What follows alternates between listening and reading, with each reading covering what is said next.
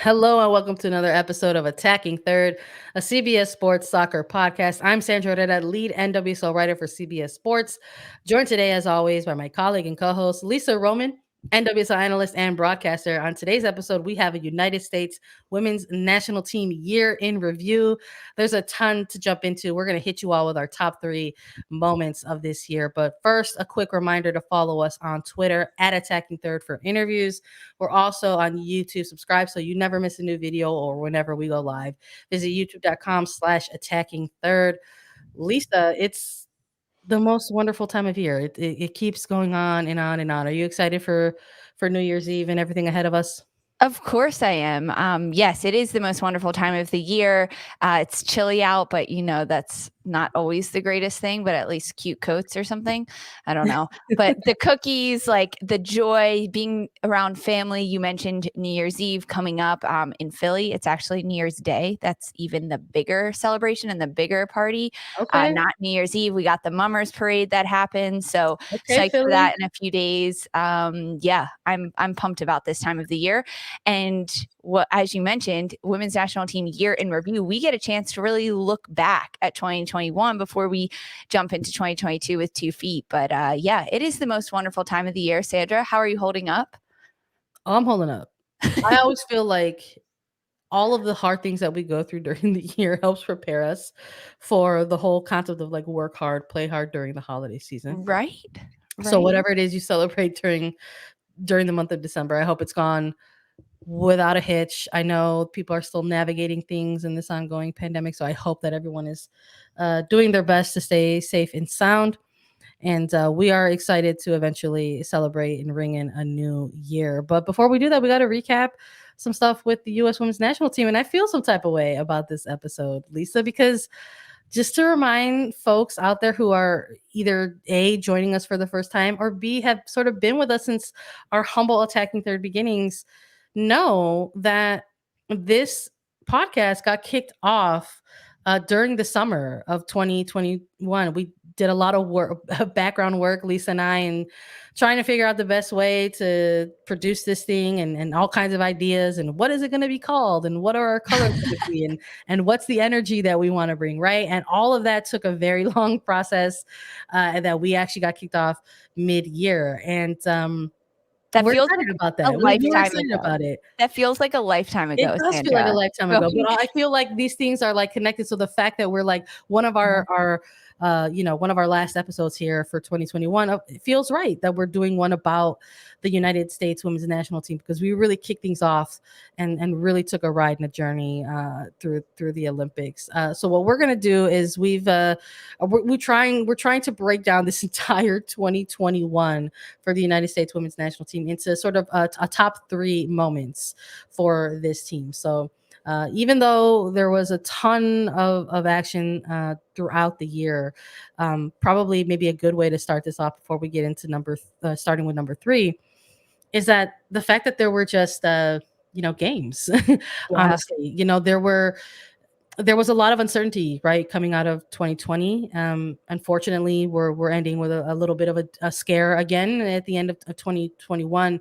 But beginning in January 2021, there was all of the work that was being done to ensure that the United States Women's National Team would, have games in this year. So we're gonna actually go 3, 2, 1. And I think it's funny the way we're going to start this out because we're actually starting out kind of with the end of the year versus the beginning of the year, because our number 3 top moment of the United States Women's National Team calendar year is Carli Lloyd's retirement, which took a long time. I mean, it was like kind of a retirement that wasn't necessarily like retirements in the past, because there have been some big names, right, in the past that have bid farewell to the United States Women's National Team. Abby Wambach is someone who comes to mind. Somebody like a Shannon Box, somebody like Lauren Holiday, right?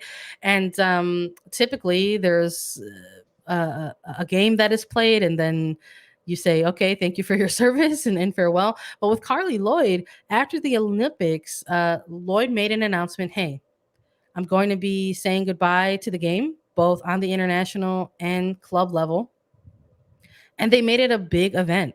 So, with this announcement of her retirement, they said there's going to be 4 post-Olympic friendlies with the United States women's national team, because there's always a bit of a post-Olympic tour for these players.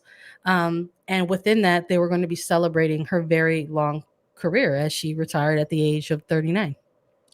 This has to be one of our top moments of the year, right? And when we looked at this, although chronologically it's not quite in order, but that doesn't matter. This is number 3 moment, because Carli Lloyd, the GOAT, she retired. And as you mentioned, Sandra, it was very ceremonious how she did it. She had this beautiful farewell tour that she got to go on to really say goodbye to all of her fans. And we spoke with her after she announced her retirement after the Olympics, saying like, how are you going to approach these next few weeks and your final 4 games wearing the United States jersey? And her biggest takeaway that she was looking forward to going into the next few weeks is that she was just going to take it all in and have those times to be emotional, which she has never really been throughout her career. But we've talked so much about her, and as we kind of wound down her final game and things like that, it was like the Carli Lloyd farewell tour was going on for forever. And it was kind of nice to have that time to say goodbye to someone like that, and for her to really celebrate all of her accomplishments and her accolades. And I hoped she went out the way she did. I mean, it looked like she did, because all of the different gestures that she made towards the end of her career. I mean, her decorated career of soccer, right? Like 2 World Cups, 2 Olympic gold medals, ending on a bronze medal in the Tokyo Olympics, and then announcing that her number 10 jersey would be handed over to Lindsay Herrera. I think that was a really historic moment, when that number 10 jersey got passed along to another great in Lindsay Herrera. And then in Carli Lloyd's very last game with the United States in Minnesota, as she gets subbed off, she takes her time. She takes her shin guards off. She undoes her cleats, and she takes off her Lloyd jersey to reveal a Hollins jersey, her husband's name and her married name, that she now gets to celebrate and live on with. And what the stadium was just shaking with cheers and joy because of that. So we did have to touch on it. And then after she retired, I don't know if you follow her on social media, she went on this like incredible trip, just like, and she kept posting like, hey, I'm not working out and I'm on vacation. This is the first time I've done this pretty much in her life. And at 39 years, to be able to retire at her own time, in her own way, is really special. It really is. And to go on the farewell tour that she did, we'd be remiss if we didn't mention her in one of the top moments for the U.S. women's national team this year. Yeah, the 4 friendlies in September and October, going up against Paraguay and then going up against South Korea. You just got to see like some final moments there for a player like that, right? And obviously 2 different teams, and there was a different score lines for each of these teams. But in one point, putting up a massive amount of goals, right? Like just doing Carli Lloyd things against a much lower ranked team, right? Just things that we weren't too surprised to see out of her, but also just sort of like she had mentioned when she was on the show with us, just like she said, she was like, I'm sure once it gets closer, I'm probably just gonna let those emotions fly, which I guess for Carli Lloyd was kind of rare, and it was, and she was correct. She was definitely showing her emotions as she exited the game. But it's also been funny to me just to sort of see, yes, she exited from her playing career, but there is still Carli Lloyd headlines out there, and people are like still talking about how she's winning awards even post retirement, and that she eventually maybe would like to see herself return to the game a little bit in maybe a administrative role, or how that would look moving forward. So she's someone who's no longer playing, but definitely still has soccer on the brain. So we'll see what happens with Carli Lloyd in the future. Let's move into our second, which maybe this does work out chronologically, even though we're starting at the end, for our number to top ranked moment in 2021 for the United States women's national team. We're choosing the pair of Australia friendlies in 2021 that saw a new batch of talent come in. Head coach Vlatko Andonovski called in a ton of players for the final 2 games in Australia. The average age of the roster was 25.6 years. It was 30.8 in Tokyo. There were 5 uncapped players, a ton, at least a dozen or so players who had less than 10 caps on this roster as well. So it was a really exciting moment. I mean, I remember when this roster for the training camp dropped, we did an episode on it. We did reactions on it. And we were constantly talking about it leading up to the games when we were doing the live recaps. And it was very exciting. A ton of new players getting into the mix or getting reintroduced into the mix in games that we knew were probably going to be a lot of fun, because Australia and the United States, whenever they play, there's always some a little bit of like high octane energy when it comes to these types of games. But I love that. That was absolutely one of my favorite moments in this year, and I'm glad we've got it locked in at number 2. It has to be number 2. And it's not just a single game or a single moment, because it does span from when the roster was announced for these 2 friendlies in Australia, and seeing the names, and then actually watching the 2 friendlies that happened in Australia and watching these young players get time and make big impacts. So this moment and our number 2 moment really spans almost a month from when the roster dropped to when the final 2 games happened, right around Thanksgiving, right after Thanksgiving, because it was like a glimpse to the future of the U.S. women's national team. Carli Lloyd, our number 3 moment, was saying goodbye to a great player and a great generation and a great time frame of the U.S. women's national team. And now it's looking ahead and saying hello to what could be a very, very bright future for this U.S. women's national team. And Sandra, you mentioned it, just really a young roster, average age of 25.6, which is crazy. 2 goalkeepers that had 0 caps, which is really fun to see and fun to look at. And they did get time. Bella Bixby, Casey Murphy. We saw Casey Murphy playing in these 2 friendlies that Back to back. She got the starts for both games. She had a tremendous time. So she entered November and really 2021 with 0 caps for the national team. And she ends the 2021 year with 2 caps and really a good record under her belt as a goalkeeper to get time. Another player that definitely stood out was Ashley Hatch. She went in with 2 caps. So under that part of that group that really didn't have that many caps and no goals. And we saw her score a goal in the first 30 so seconds of she made a record. She went out there and got record for 3rd fastest goal in US soccer. So it's like, okay, congrats on earning a cap, earning a start, getting a goal, scoring your first international goal, and doing it while also setting a record. It's very, very impressive.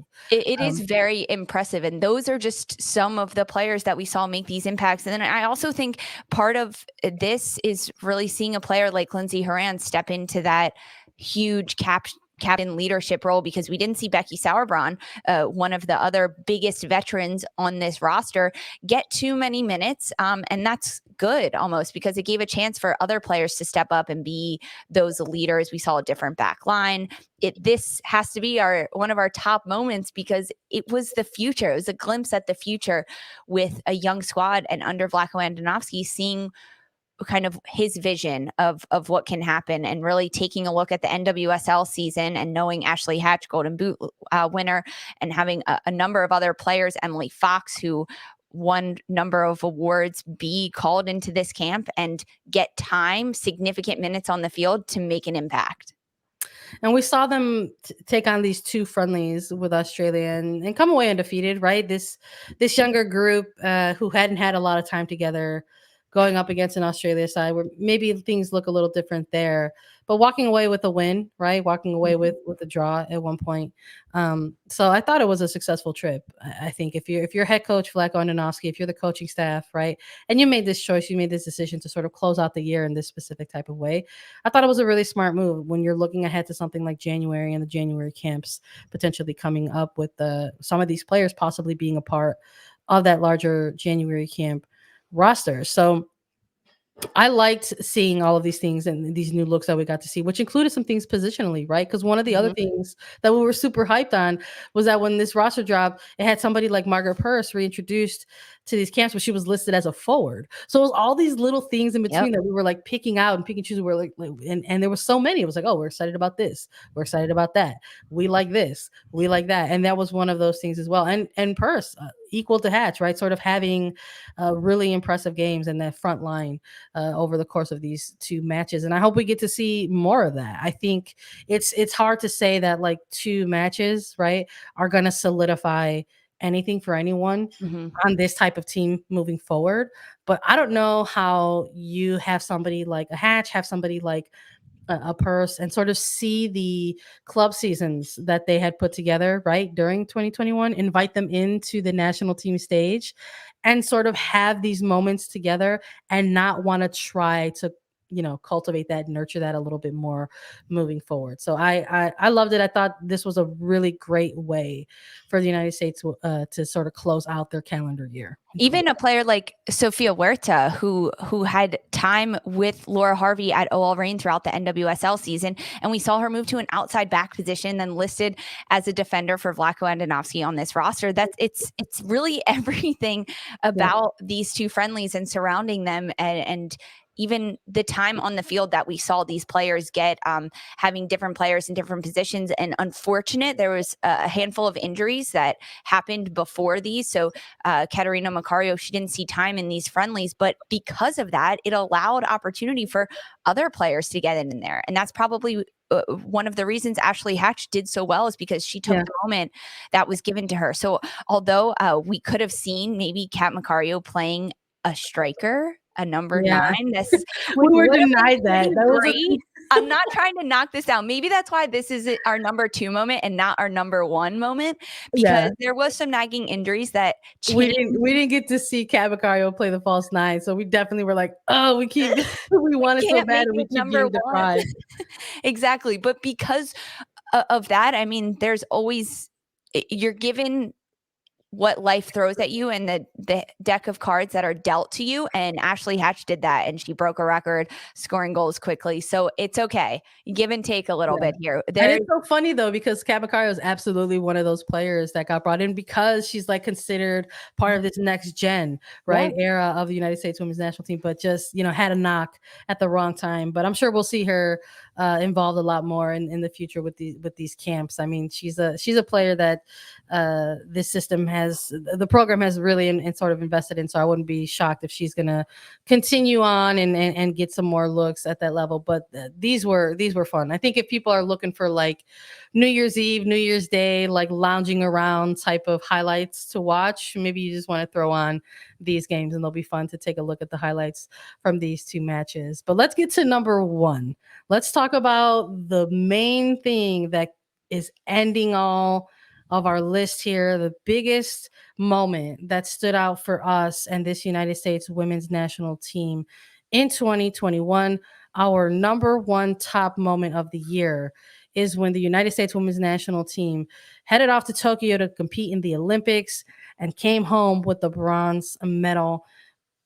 It was quite a time in Tokyo for this team.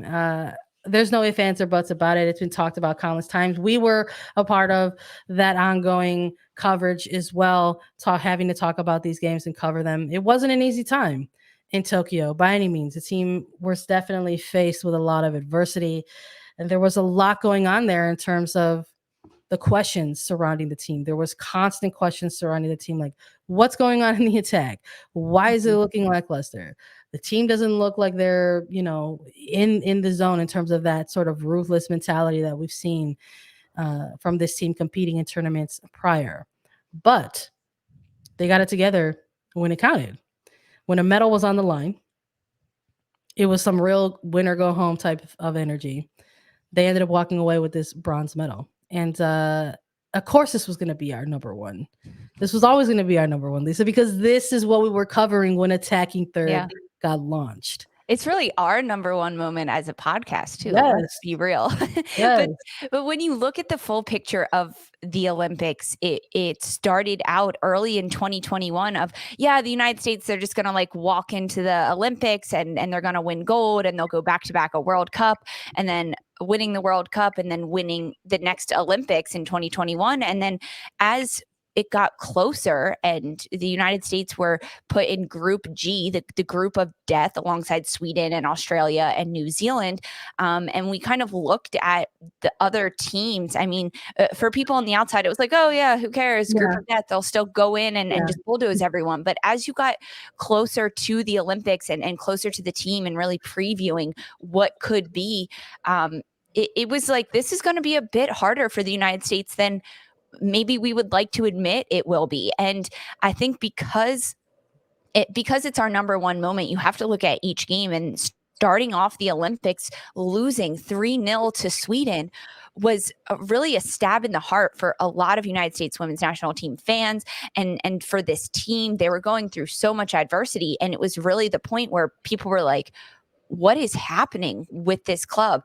And then to fast forward and to know that they could have, they played against Canada for the gold medal match qualifiers, and they lost against Canada 1-0. And then to go into that bronze medal match, it was like, this is do or die, because now you are going up against an Australian team that you've already faced and you tied with 0-0 in the group round. And now you're going to play them for a bronze medal match.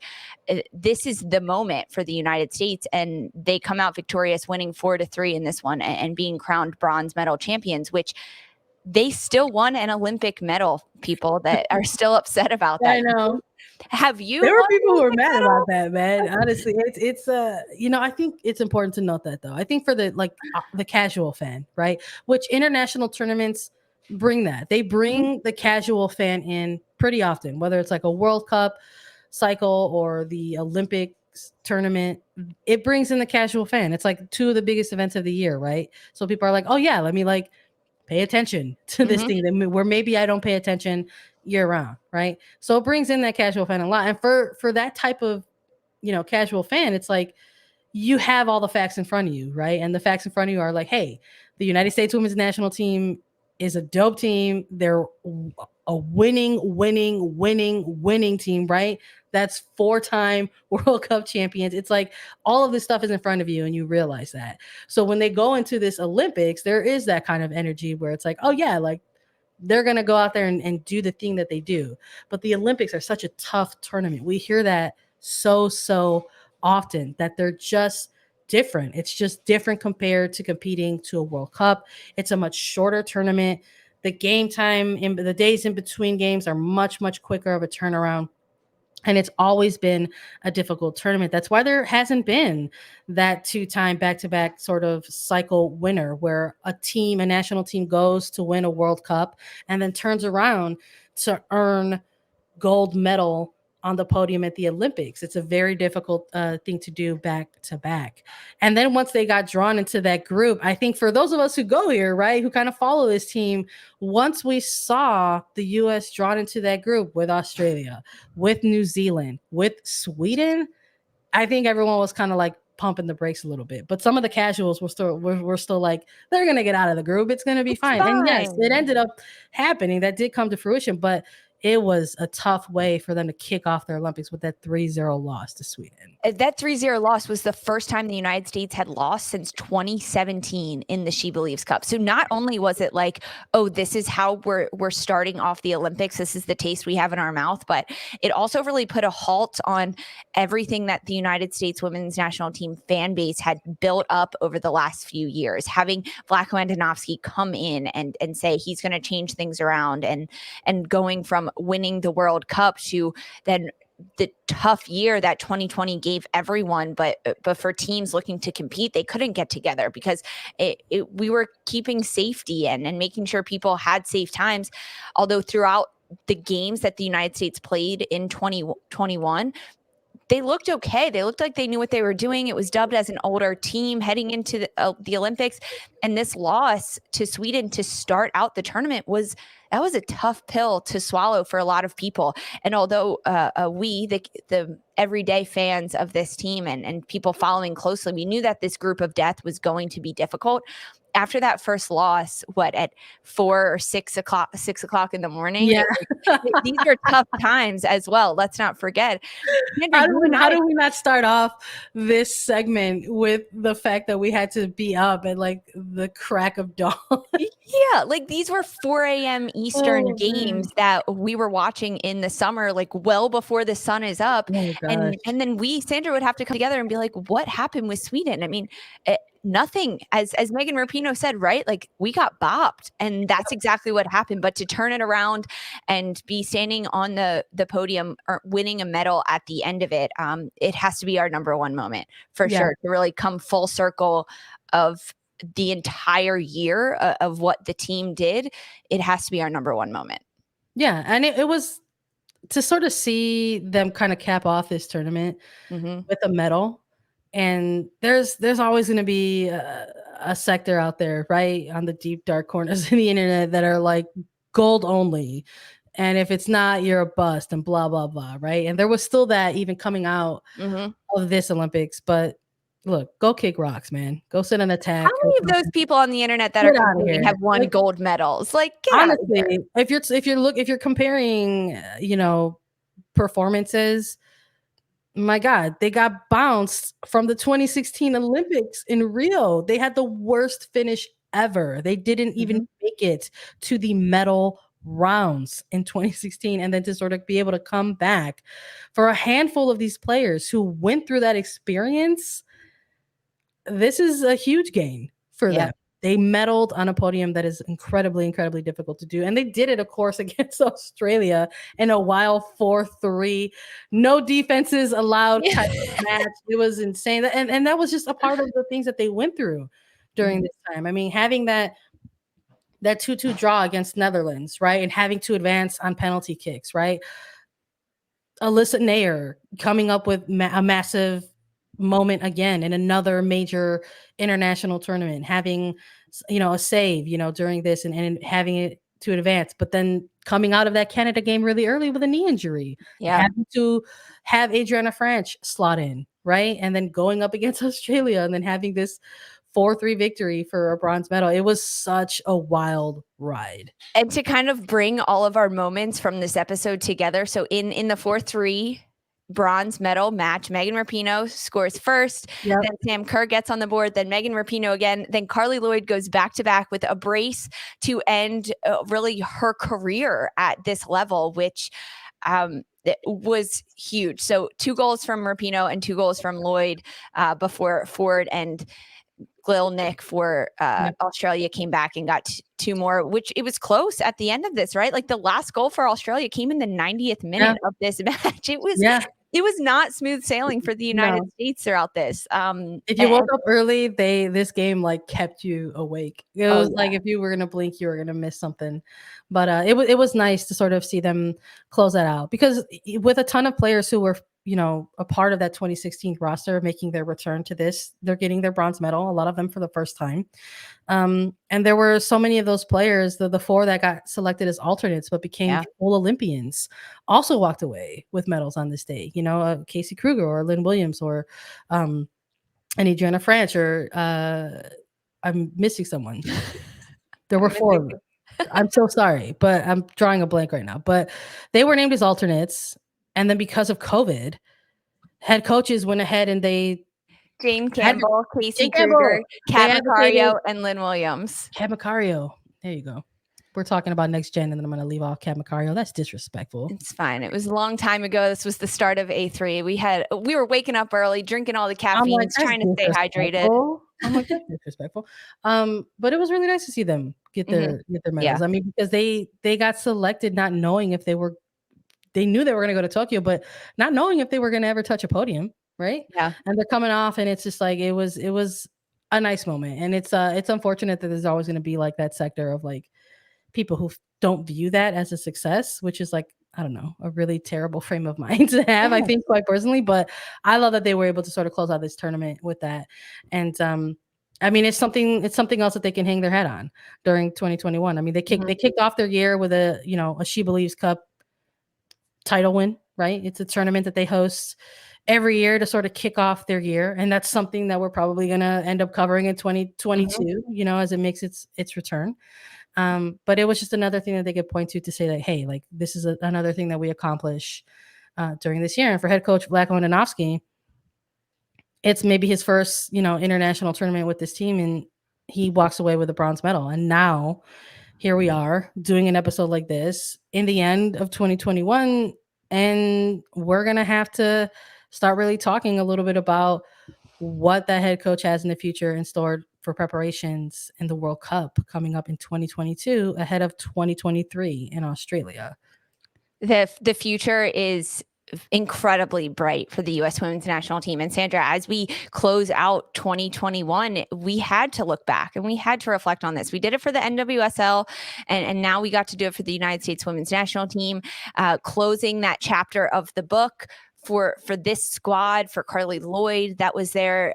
We may see some other players come out and announce their retirement. We'll see. But the future for the United States women's national team, there's a lot to dive in there. And because of that, we can't even do it today. But that's all right. We will get into it.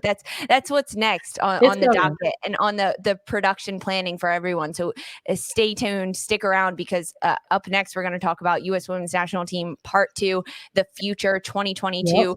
January camp wish list coming out. We have World Cup qualifiers coming up. It's a big year for preparation for the World Cup. It's huge. It's really just the beginning for this team as they end 2021. If you thought we were going to leave you, you are incorrect. We absolutely have more down the pipeline for you. Lisa teasing it all for you right now. Stay tuned for all that stuff coming up. I want to thank you all for listening. As always, whenever you join us, it's always a delight. Follow us on Twitter at Attacking Third. We're on Apple Podcasts, Spotify, Stitcher, and anywhere you listen to your podcast shows. Leave us a 5-star review on Spotify. And if you have any questions for us, you can leave us a 5-star review on Apple Podcasts with a question. And Lisa and I will answer it as part of our mailbag segment. We're also available as a video. Subscribe to us on YouTube. Visit youtube.com/Attacking Third. And we'll be back Friday looking ahead to the United States Women's National Team in 2022. January camp with head coach Vlatko Andonovski. For Sandra Herrera and Lisa Roman, this was Attacking Third.